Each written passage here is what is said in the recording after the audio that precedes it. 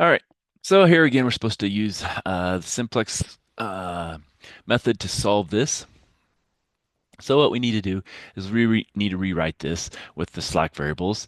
And so we'll have 2x1 minus 5x2 plus s1 equals 10. Now we have to take these two to the other side. So that's going to be a minus 8x1 minus 7x2 plus p equals 0 and x1, x2 greater than or equal to 0. So now we can write this into our simplex tableau. So we'll have x1, x2, s1, p, and then we'll have that. And then we only have one row really here, s1, and then our second one is just our p. So we write that down. So we have 2 minus 5, 1, and then a 0, and then a 0. Oh, wait, that's a 10, sorry. Where'd my 1 go here? I don't know. So that's a 10. And then here, that's a minus 8, a minus 7, a 0, a 1, and a 0. Okay. So now we go to our bottom row and we look for the largest negative. So the largest negative looks to be the negative 8. Okay, so our quotient probably is going to be this one because there's only one row. So that's going to be basically our exit row. And so we'll go ahead and figure out, make sure our quotient's the smallest one. So it's 10 divided by 2, which is 5. So that's the smallest. It's only one, so it really doesn't matter, but that's what it is. So we need to make that a 1. So we're going to take 1/2 row 1, and that becomes our new row 1.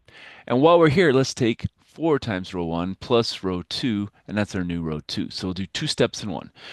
And so when we do that, we have now S, not S, that's X, because we didn't say it, but this is our entering, and this one is exiting. And so now this is X1 and P.